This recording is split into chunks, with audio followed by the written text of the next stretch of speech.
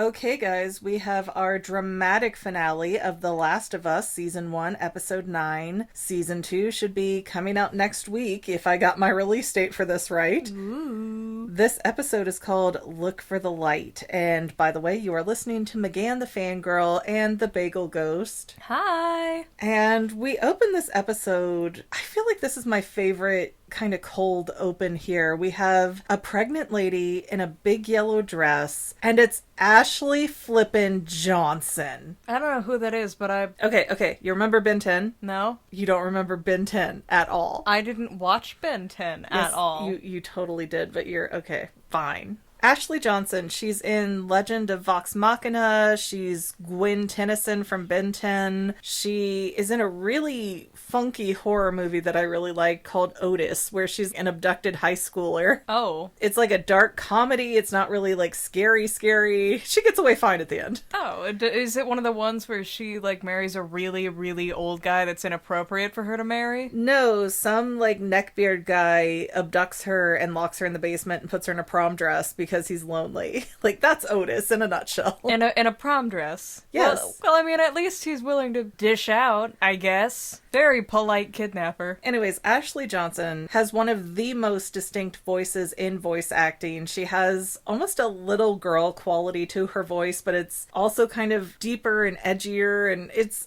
a cool voice. I love the texture of her voice. Tell me you're not straight without telling me you're not straight. I can have a girl crush on Ashley Johnson. You just back off. That's not what the word crush means. Anyways. I called it right off the bat. That's Ellie's mom. She does play Ellie's mom, and she's very pregnant with Ellie and going into labor while one of the infected is chasing her. And while she's trying to fight off that infected and not push at the same time, she stabs the infected, gets bit in the leg, and somehow the baby gets pushed out of her all in one swoop. It's like the smoothest, fastest birth. It's like a birth drive-through. I feel like that deserves an asterisk because she was being attacked by a zombie. Okay, you can only pay attention to so much.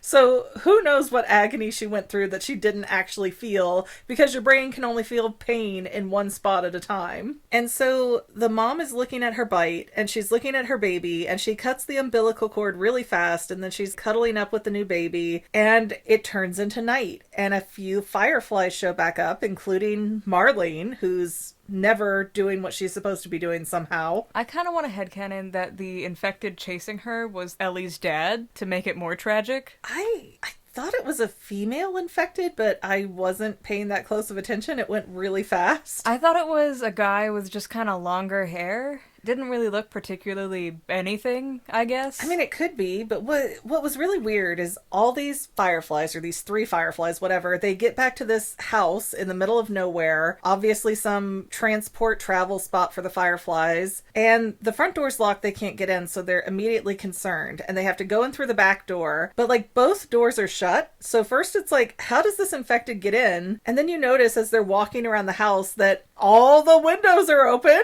Because why not? Well, do you want mold? Because that's how you get mold. I mean, that's how you wouldn't get mold, because it would keep the house airy. I feel like in a situation when you're having to lock the front door because a zombie is chasing you, maybe speed shut the windows. But it turns out that wasn't even the problem anyways, because even with a dozen open windows available, judging by what Marlene sees on the floor, the stupid infected broke some glass and climbed in through a window that was closed. These open ones. He had to be heavy metal. He gotta prove his infected street cred. It just works smarter, not harder. Why would you break the window when so many are open? Yes. Maybe he was hoping the glass would be in him, so it holds you down like a cactus. He was like, you're gonna make me chase you? Fine. I'm gonna make a mess. Such a rude infected. He had a very fragile ego. How impolite. But Marlene finds, I think she said her name was Hannah, Ellie's mom, but it was a real quick throwaway moment, so I'm not sure if Hannah was correct. But the lady who had the baby is looking at Marlene, and, you know, Marlene can see that she's been bit on the leg, and the lady's going, look at me, I cut the cord before I got bit, which was not true whatsoever, Yeah. and that's sort of our backstory for how Ellie was allegedly created. And we don't get this in the game, so I think it's a really cool add-in to add the voice actress for Ellie to play Ellie's mom. Oh, what? I swear, did I not mention that No. earlier? Okay. We talked about the prom dress basement.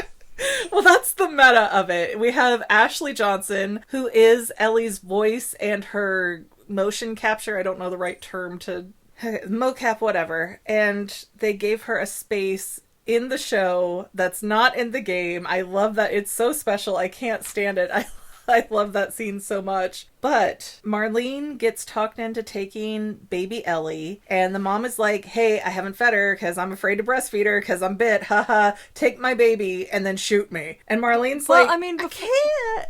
But before she actually, like, slides Ellie over on the floor, you know, as you do any baby, she just gives Ellie her pocket knife. Yeah, like, make sure she gets this, and it's a big switchblade knife, and just sets it on the bare baby chest and wraps it up with her in a jacket. Like, you didn't even hand it to Marlene. And Marlene does take the baby, but she's like, I can't shoot you, Hannah. We've known each other forever, so I can't do it. And Hannah's like, please, please, don't leave me to turn. So Marlene walks out of the room, hands baby Ellie to some dude. I don't know, Fred. I don't know this guy. He's support her head, cover her ears, and then he doesn't. Yeah. He's given one directive, cover the baby's ears, while Marlene walks back in there and shoots the mom, and Mr. Fred doesn't do anything. And we decided that's why Ellie doesn't listen now, because she can't hear. She's still got tinnitus from when she was just born. It's really sticking in there like those cordyceps. They were permanent. They came together. The deafness and the cordyceps. So now we cut back to present day shenanigans. And Joel's running over. He's like, look, I found this beefaroni and I found this, gosh, what was the other thing? Boggle? Something like that? Boggle. Some board game. Like boggles the mind. Yeah, and he's like, oh, I bet you can beat me on Boggle. And it feels like Joel is guilt gifting. Like he feels bad, and he's even talking about wanting to teach Ellie how to play the guitar. Divorced dad core? He does have some divorced dad energy there, but it's like he wants to sort of rev Ellie up to get her childlikeness back into her, because it's almost like, hey, I didn't appreciate it when I had it, but now that it's been taken away and I got a good idea of why it's been taken away, because the last episode was pure trauma. It was so intense. It really was. And again, no infected in that, but it was still just like, you know, white knuckling while you're watching the entire time. But I think Joel feels so bad that he was not on his feet to protect Ellie at that time, and that Ellie went through this huge traumatic experience because he wasn't there to protect her, that now he's like, oh no, she's shutting down, she's losing her childlike qualities, I gotta try and get that back. Like, I will give anything to get that back. Well, he doesn't give, but he takes a lot of lives to get it back. I don't know. Ellie was pretty merciless in the last episode herself. Merciless? I think she's well within her right. I'm not saying she's not, but she did not hold any discrimination or mercy for the people that she destroyed. Oh yeah, they're trying to hold me down and touch my body and chop me into pieces. I better be nice to these people. I'm not saying she should. I'm just saying Ellie did not take it as a shrinking violet. Like, she got up and fought back hard. Yeah, wouldn't you? Probably not. Because I'm a weak little crybaby. I'm just a girl. So Joel is actually talking a lot to Ellie, though, and Ellie's kind of in, kind of out of it. He even has Ellie telling more of her stupid puns. Just to make her feel better. Yeah, and so they eventually get inside this building, and Joel's like, I gotta give you a boost and then throw this ladder down so I can get up here. And Ellie gets up to this next floor, and she basically... Ellie just drops the ladder. Like, she doesn't even hold it so Joel can get it. She just kind of... Yeah, she just kind of knocks it over the side and goes, oh my gosh, and takes off running, and Joel's like, hold on, what's happening? What's happening? I can't see anything. And Ellie's not describing anything, probably because she doesn't have the vocabulary for what she's seeing. I imagine it'd be like saying, there's a Huffalump outside. But this is our beautiful, majestic, cathartic moment with the giraffes. It's like that scene in Jurassic Park where the kids are feeding the Bronchiosaurus? Brachiosaurus, yeah, I think that's right. Maybe Brontosaurus. Yeah, same thing. They're really not. There's a lot of different dinosaurs, but anyways, we're not on dinosaurs, we're on giraffes. But it does have that same vibe of, hey, feed me, I'm a Leaphosaurus. And it is the most delightful, peaceful, happy moment in the entirety of the Last of Us universe. I will not hear otherwise on this. There is no other option. Is all that we needed to get Ellie a pet? I mean, a giant pet that you could technically ride and could stomp your enemies just because it's like 40 feet tall. I have no idea how tall a giraffe is, but I mean, sure, why not? Everybody needs a unique pet. It gives them character. Ellie will be Tiger King.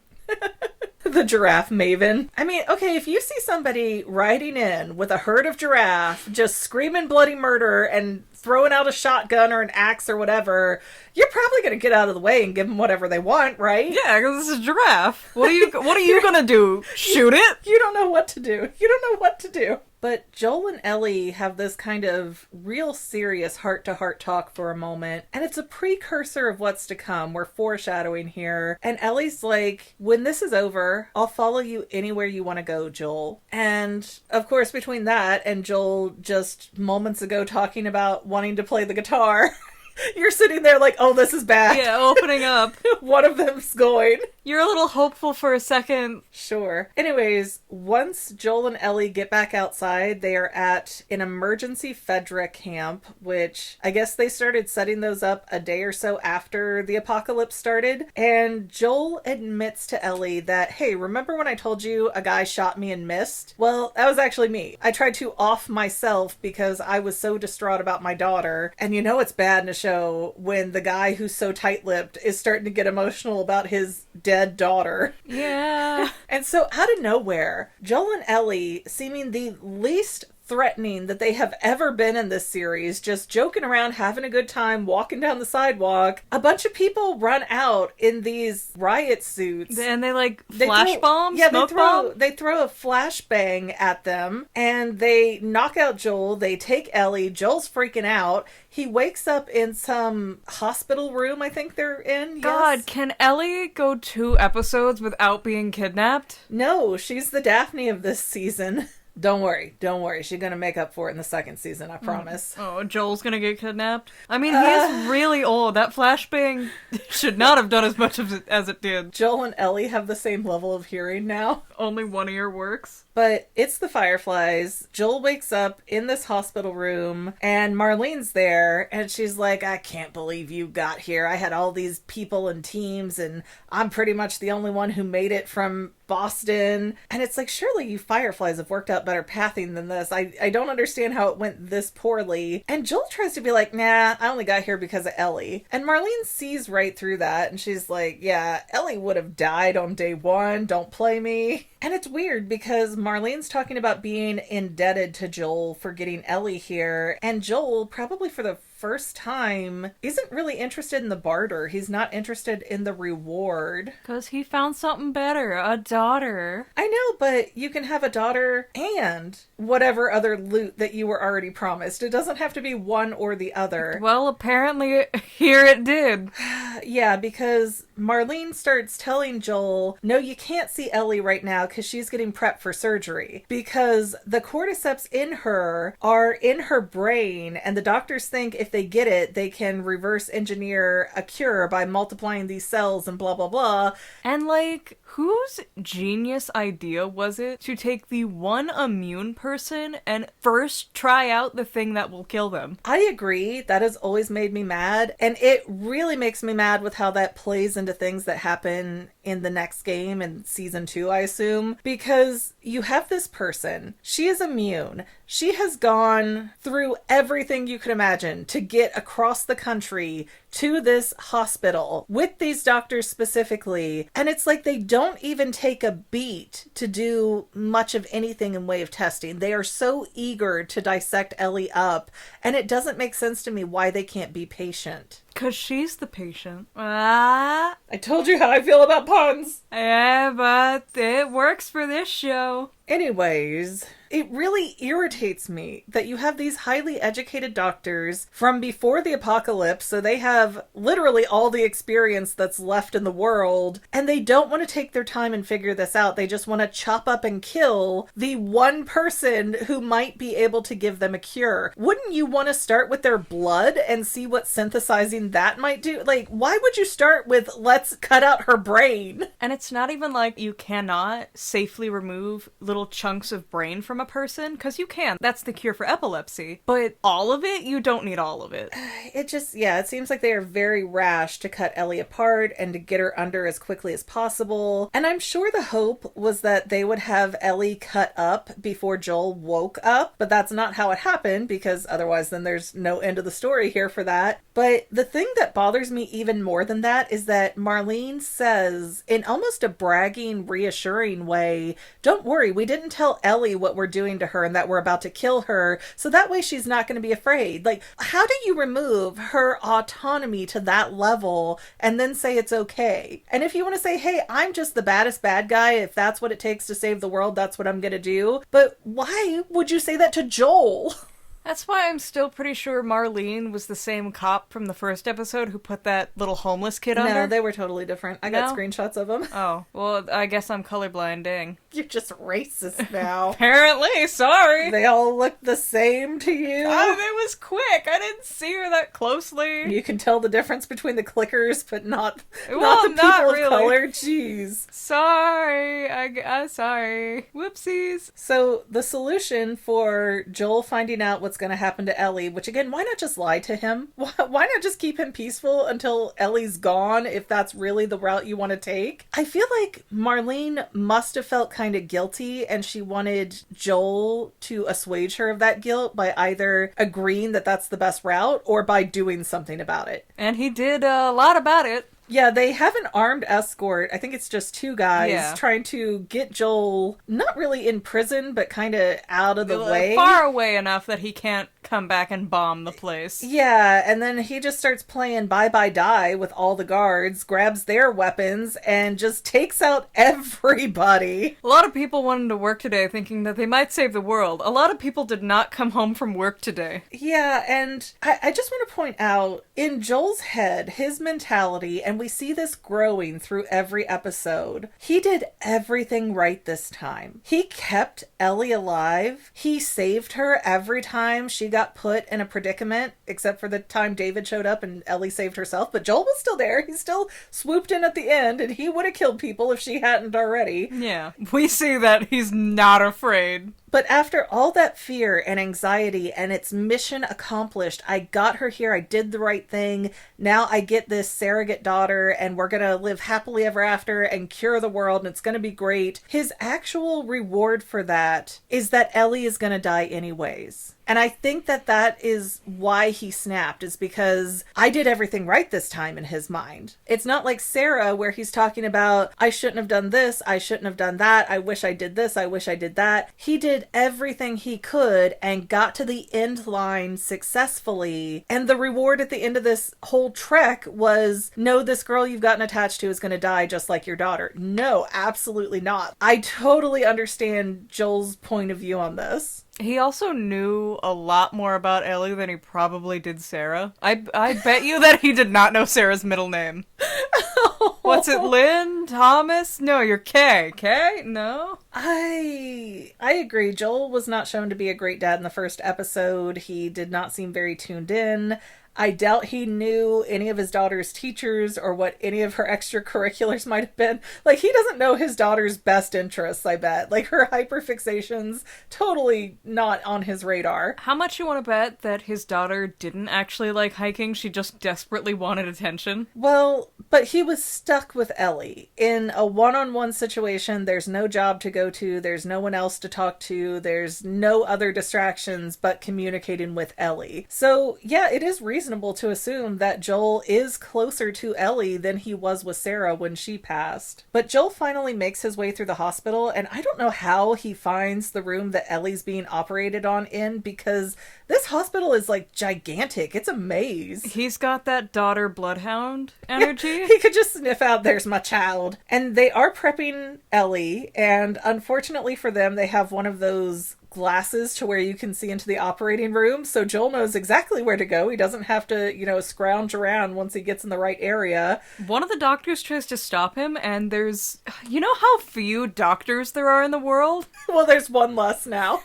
Yeah, they just got finished putting Ellie under with the gas, and Joel does not hesitate to drop that doctor. But again, what kind of quack is getting his hands on the one and only person he may ever meet that has the cure within her body and just goes straight to, let me execute this person? They had to build a climax drama somehow. They did, and I think a lot of people were very brought in by this ending when the video game came out, because you kind of expected to have this bittersweet ending, kind of like with Attack on Titan. It's such a dark series, you expect it to have a dark ending, and it basically does, but I'm not going to get into spoilers for that. But I think with The Last of Us, same thing, we were expecting a really dark, bad ending, especially with all the ominous little conversations we've gotten, and instead we get this almost happy ending, well... Melancholy. Yeah, asterisk happy ending. Happy for ignorant Ellie.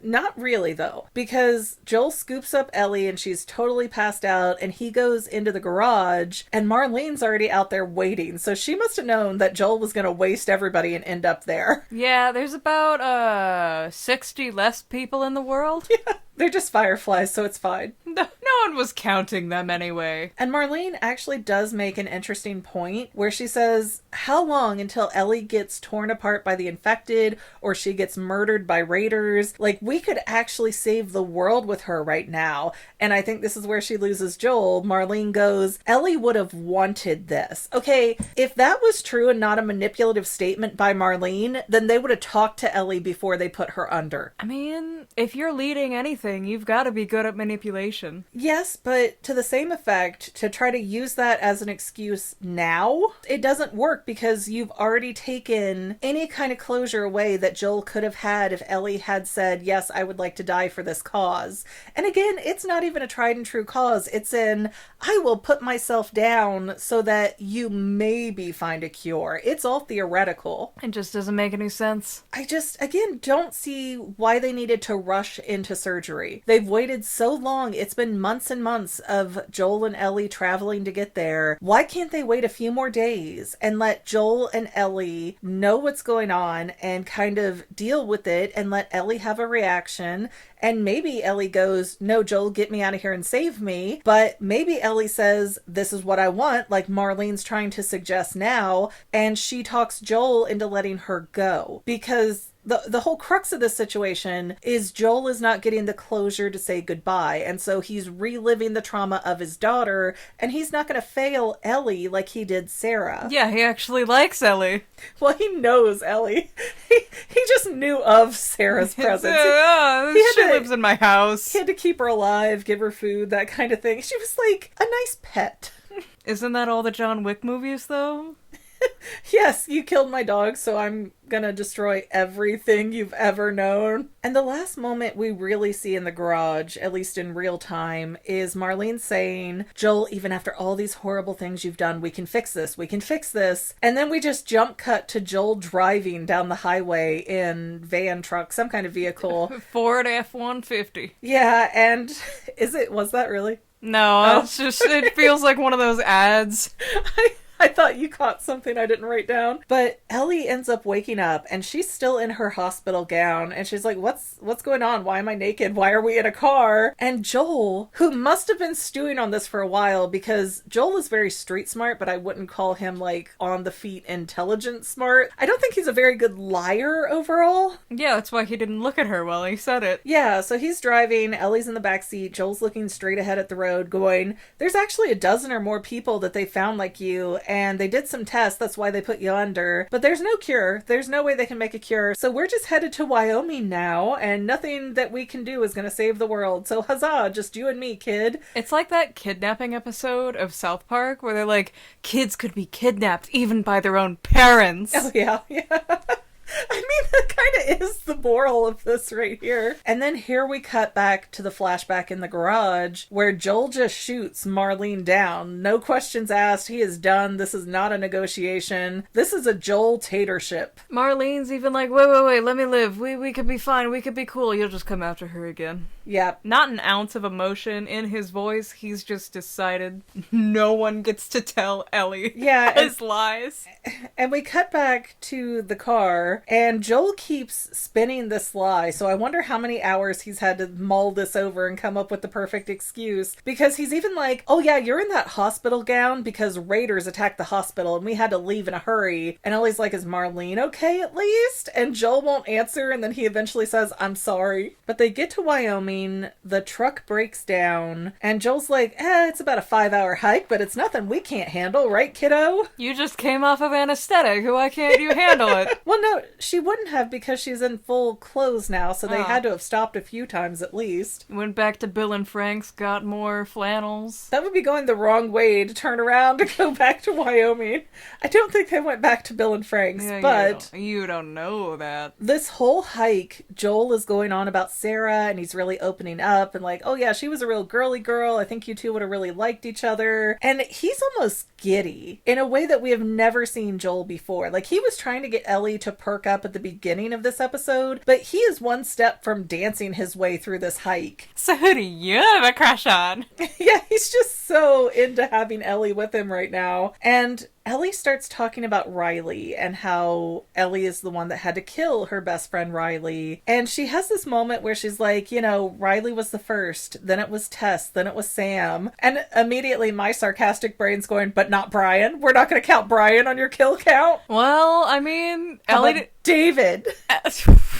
David deserved it, but Brian was gonna die anyway. With how he screamed and cried, he was gonna die. He wasn't gonna make it. Maybe once the floor caved in and all the infected jumped out, but I don't think on a normal situation Brian was doomed. Brian immediately went, look, my mom's down the road. Go get my mom. Go get my mommy. But he didn't make the list for Ellie on her kill count, so I guess it's only the people she liked. Yeah. Did we even really like Tess? I mean, she was there for like 2 seconds. She's the one that kept Ellie alive first. She made Joel take this journey. But our ending moment of the first season here parallels the end of the first game just so perfectly, where Ellie's like, swear to me, Joel, swear to me that everything you're saying is true and that there's no cure and that there's nothing I can do about this. And Joel looks at her without hesitating, and he's like, yeah, I swear. And we see Ellie kind of take that beat in that moment, and she's looking around almost in her own head of whether this passes the lie detector test. You know, whether what Joel's saying is real and genuine or not. And after a moment, she's just like, okay, and then we cut to black. Ellie will remember that. She will for now. Ellie will remember a lot of this. I know you haven't played the video games, and I've remarked many times how closely this does parallel the games, and it's just beautifully done as a series. I am hoping they can continue that with the second season, paralleling the second game, but I don't know how they're going to do that, because without giving any major spoilers, we have Ellie as the main character, because it's years later, and then there's another lady named Abby, and the game is constantly switching the perspective of which player you are. So is what, Joel retired now? Does he have a little rocking chair? He has a guitar. He just threw a blanket over Grandpa, and by the way, this is my dad. His legs don't work no more, but he's okay. He's got it. I feel like once Joel rests after trekking across country and halfway back, he's got every right to have his knees not work anymore, or his ears, or anything else. I don't know how they're going to be able to handle this with the second season, and maybe season 2 is going to be Ellie's perspective, and season 3 will be Abby's perspective, and then they'll meet in the finale for season 3 and kind of have that back and forth. But it is weird because you get empathy for Abby and her story and what she's been through and how she helps people in her way, but you're also very attached to Ellie, so when they have conflict, you don't know really who to root for. And I don't know how they're going to be able to have the same effectiveness for that in the series for season 2. Was it just the 2 games? So far, and in my opinion, again, I don't want to give out spoilers, but I feel like the end of season 2 sets us up for a very deliberate way that season 3 is going to go. Or at least the third part of the game. I don't know if season 2 is going to track as well. Well, we never know. I think this was a really well done season. So even without the context of the game, everything still works? Yeah, I mean, it got a little weird at the end there, but you know, it's fine. There are a few things that the show, I'm pretty sure the show added in, that it just didn't work right or sit right with me, like the hive mind thing that only seemed to apply once. Or the thing of, oh, cordyceps can't infect the dead, but we saw them do it? I think that was just a hypothesis at the time, and that's how they justified shooting down a bunch of people. Possibly. So, highlights of the season. Bill and Frank, very sad. Boo-hoo. Nothing has been as sad as that, though. Even this last episode, I'm like crying about Ellie's mom and some other emotional moments, but nothing has been like gut-wrenching as badly as Bill and Frank. Bill and Frank really just did something for us. So, do you think that Joel did the right thing and made the right choice? I mean, those can't have been, like, the best doctors when their first option was, hey, let's kill her. One of a kind. Gotta kill it. Like Dr. Stein in Soul Eater is like, oh, isn't that an endangered animal and we aren't supposed to, like, touch those? Yeah, that's why we gotta dissect them now. Oh my gosh. Yeah, I think the doctor and his choice to go straight into Ellie murder is really what makes it easier for the audience to not want to be on their side. Especially because they just remarked how diehard Joel is and how he got here all by himself with a child hindering him. Yeah, and again, I feel like if Marlene really believed Ellie would have wanted this, then wait, talk to Ellie, have an adult conversation with her, let her make that decision for herself, and then she can talk to Joel and give Joel closure so he doesn't snap and John Wick the place. I mean, I don't even know. There was a chance she might have said no. By the way, that scratching noise you may or may not be hearing is our cats deciding now's our time. We make no noise for 23 hours a day, but for the hour that we want to film, the cats are like, we have to make all the noise. The people must love us. But highlights of the season, Bill and Frank, very sad. Boo-hoo. Cannibal Town made me very uncomfortable and stressed out. Oh, how bad. Doctors, I guess they aren't that great after 20 years of no research. Yeah, that's another good point. Was he an MD doctor or a PhD doctor? Because that makes a big difference. I guess we'll never know. Anyways, thank you guys so much for listening to Megan the Fangirl and the Bagel Ghost talk about the first season of The Last of Us. The new season is out very soon, so I think we're going to dive straight into that before we try to do any other horror-based stuff. Check out Dandadan. But if you have any suggestions for other horror movies or series that you might think would be interesting to hear us commentate on, please don't be shy and leave us a comment for that. Blood and Honey does not count. Do not suggest it. No, there's some I will not. No, that or Tusk. I will, no, never. Human Centipede also is not on the table. Yeah, there's certain things I just will not cross that line. You're free to suggest it. I'm just not going to do it, but... We will not listen to you. In fact, you will be blocked. We do not need that negativity in our lives. People who, like, what do you even call that? Like, mutation horror? I don't even know. So weird. Yeah, none of that Island of Dr. Moreno junk, but... Pretty much anything else we're reasonably down for. And I guess we will see you in roughly a week to talk about season 2 of The Last of Us. Woohoo! Don't forget to like, subscribe, comment, share. All of that good stuff is free for you and really helps us out. And we also have channel memberships if you'd like to be a paid member. See you later. Thanks, side effects. I'm sorry, there's a low battery warning.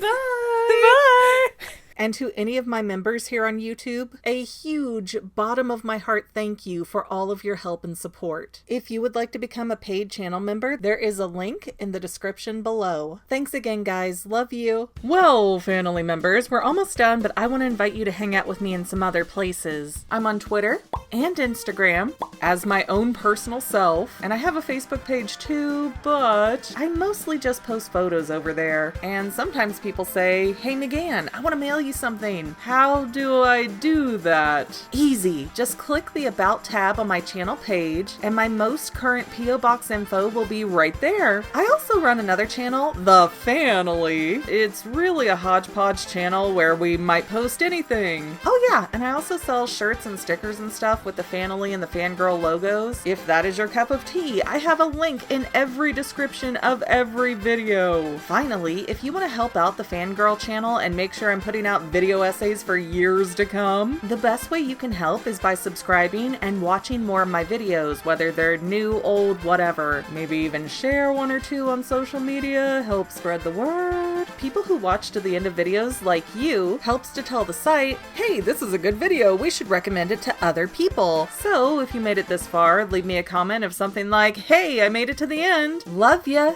See you next time, family members. Bye.